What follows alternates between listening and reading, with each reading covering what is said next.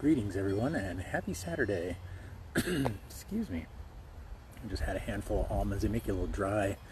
It's Eric here, and it's Saturday, September 5th. And the date's significant because whenever the deadline for an estimated tax payment comes around, I jump into your Facebook feed and I say, hey, how you guys doing? I've attacked this subject several different directions, but one of these days I'm going to hit it just right. One thing, I'm actually on the very edge of my front yard here.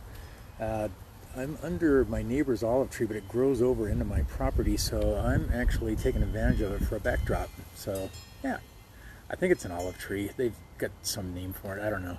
It's olive colored, so let's just run with that. But did you say estimated tax payments? Yes. The caption for today's live is the power of prior payment, because I'm alliteration happy, and because it's kind of cool, and because there's a real point to that. And the point is this: if you are in business for yourself, and you do as so many new clients of mine do, come to me with your taxes and say, hey, turn this into a 1040 for me sometime in February or March, and I notice, hey, you make about $50,000, $60,000, $80,000, and you owe several $1,000s, and you didn't make any prior tax payments, which also known as estimated payments, you owe an underpayment penalty. Now, my tax software will automatically calculate one, and it just adds it to what you owe, and then you're making an effort to pay it to the IRS before any interest and penalties can accumulate on it. Not penalties, but interest. Anything you owe them that you don't pay by a deadline will accumulate interest. They say it's the law, okay? It is. It's Internal Revenue Code that they get to do that, so technically it is, but that's their way of basically getting a little bit more money out of you and punishing you for not paying on time. So what is this of which I speak? Well, simply put, let's say you work for somebody else. You're good at interviewing for jobs. I'm not, but the thing is, a lot of you are, and you have maybe even 2 or 3 jobs to make ends meet. You get what's known as a W-2, reporting your wages. Your wages include deductions for federal withholding, which is how you get a refund in February through April, as well as Social Security and Medicare. Now think about it. If you can remember what your W-2 looked like, there's 6 boxes in the upper right corner, and there's one for wages, federal withholding, Social Security wages, Social Security withholding, Medicare wages, Medicare withholding. Go take one out. You can pause this if you're watching on a replay. I'll wait. But the point is this: the IRS is a pay-as-you-go system. For wage earners, easy peasy. You fill out your W-4 when you start your job, and they just take it out. For business people, not so much. There's nobody standing over you with a whip and a stopwatch telling you have to do these things. They just assume that you know. So the way that you pay as you go as a business person is just 4 times a year. It's actually pretty easy if you're on it or you've got somebody like me helping you, okay? Those 4 times are April 15th, June 15th, September 15th, and January 15th. And the third one, September 15th, is, yes, you guessed it, just 10 days away.